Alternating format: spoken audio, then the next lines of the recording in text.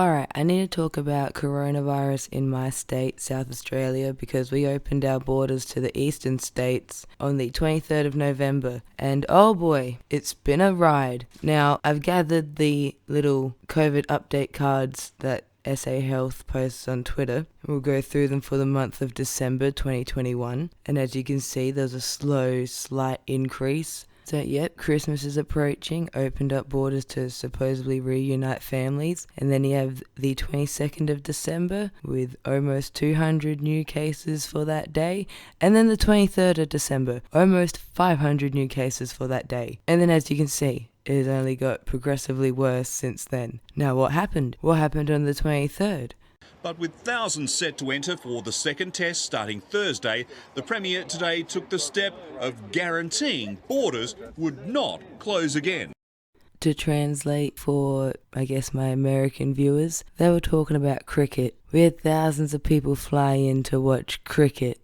And I just want to read you this as of Tuesday, the 21st of December 2021, vaccinated people who arrived into South Australia from Victoria, New South Wales or the Australian Capital Territory are no longer required to have a COVID-19 test upon arrival or on day 6. Let's see what Stephen Marshall, the Premier of South Australia's decisions got us. The rapid advance of Omicron has wrecked New Year's Eve plans for thousands of South Australians. Just when we thought restrictions were about to be eased, they're being tightened again. We recorded 774 new COVID cases today, most of them Omicron. 17 people are now in hospital, 3 are in intensive care. They're aged in their 30s, 60s and 70s. 2 of them are fully vaccinated, the other partly vaccinated. Because like how I included the announcement that was on SA Health website about vaccinated people no longer needing to be tested as of the 21st of December, but then you go to see that the people that are in hospital are vaccinated. So it doesn't really make sense to have just stopped testing people because they're vaccinated. Not be doing it unless we were very concerned about the trajectory of the Omicron variant and just how quickly it is moving. The government moving quickly too, wasting no time reducing home gatherings from 30 people down to just 10. New Year's Eve parties for many now in tatters. This is a disease which doesn't recognise specific dates of the year. But the hospitality industry does recognise those dates. This week would have been the busiest of the year, but now... Well, actually all of our bookings tonight have cancelled within 10 minutes of the press conference. From midnight, there'll be new density limits for pubs and restaurants. Indoors, it's just 1 person per 4 square metres. Outside, 1 per 2. And inside or out, it's sit down only. Collectively, individuals will be losing tens of thousands of dollars per week. And there's also restrictions on gyms and a few other things, but I'm glad I put off making this video till after Christmas, because before I was just going to rage about the amount of people that had to spend Christmas and New Year's in quarantine, mainly because I'm really upset because of one of my best friends has to do that. But also, now, can rage at Stephen Marshall for the amount of businesses that are going to lose money during like the busiest time of year for some of them. Alright, now, moving on to why I'm largely proud of my fellow South Australians, because with a few exceptions of like that 19-year-old that decided to keep on clubbing after being told he had coronavirus, most people take it seriously and want to look after themselves and each other. And so that brings me to this next part of that news report. Case numbers grow, so too do wait times at testing clinics across the state. Here at Victoria Park, some people in this line have told us they've been told they should expect to be here for more than 5 hours. But the real queues today were at vaccination clinics, with authorities begging South Australians to roll up their sleeves once more. They've said booster shots are the best defence against Omicron, but with so many people trying to do the right thing, the Wayville vaccination hub couldn't keep up. Hundreds were turned away today, told they wouldn't be seen before the clinic closed at 4.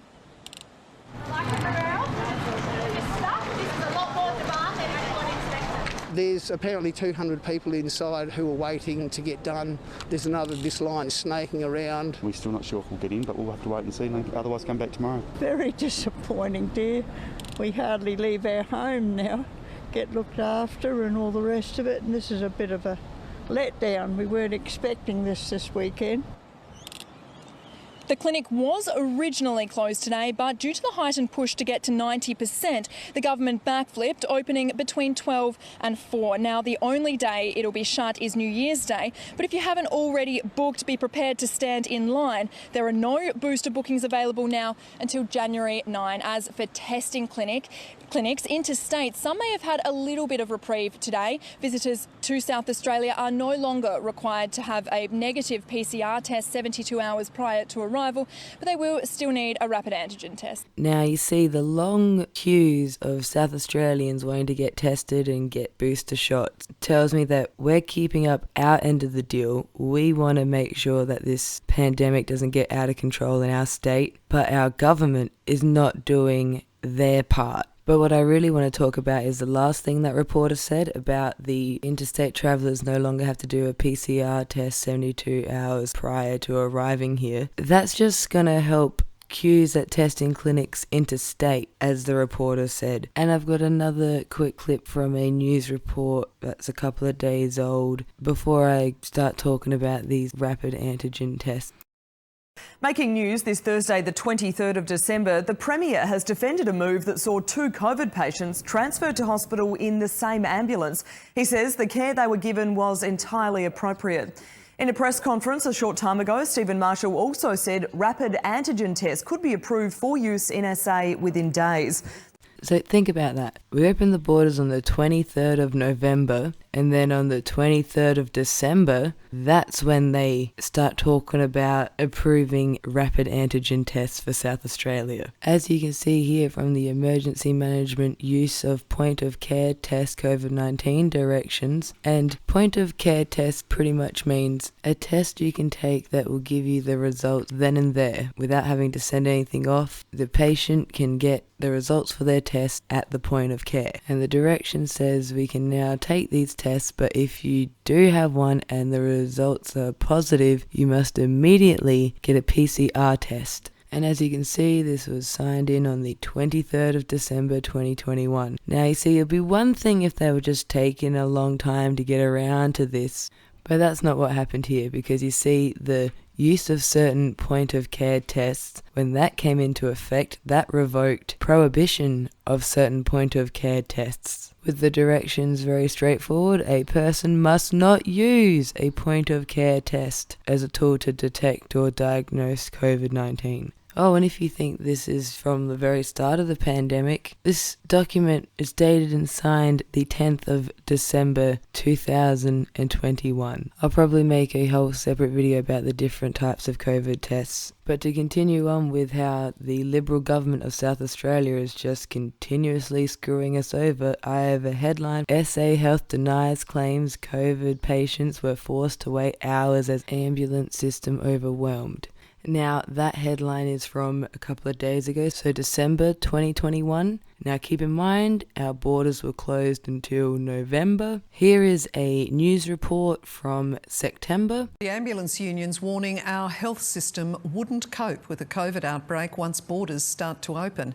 It's released dramatic audio of desperate cries for help as dozens of life-threatening cases were left waiting in a single shift.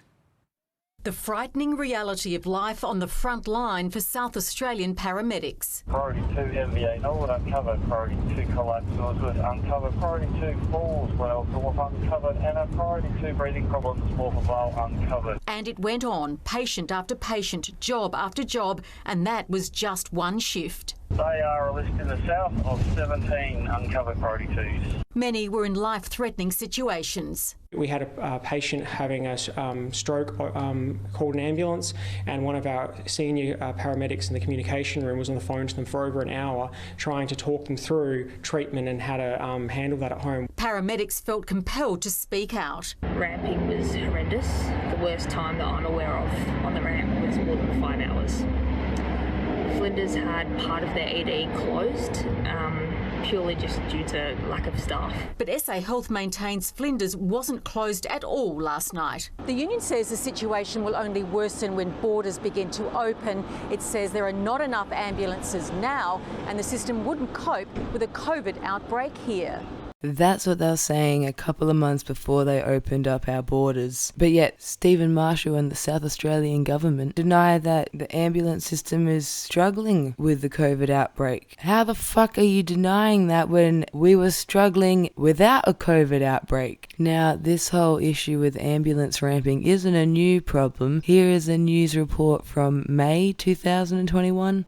Even the health minister saw it coming. The data that was released today showed what we all knew, which was that there's been an increase in ramping in the first 4 months of this year. More and more ambulances are waiting longer to drop off sick and injured South Australians. It affects those patients who have been stuck, but it also affects the patients who are waiting on a 000 call where ambulances aren't available to respond. Last December, ambulances spent 1,300 hours waiting outside the city's major public hospitals. Last month, that figure skyrocketed to almost 2,300 hours. Labor blames cuts to the health service. If you cut nurses, if you reduce funding to our ambulance service and you put corporate liquidators in our major hospital, it's little surprise that ambulance ramping has doubled.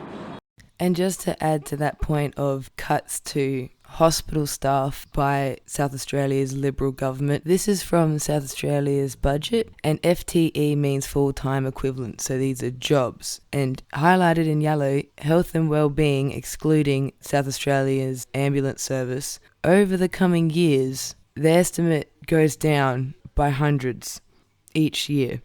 Alright, and to wrap up this video, I'd just like to say to my friend and a very important member of the What Do You Mean team who has COVID right now, get well soon, bro beans. And because I've been instructed to work from home, and it's obviously a much safer option, if you want to support this channel and make my job making videos, go check out the Patreon for this channel at patreon.com/WDYM videos.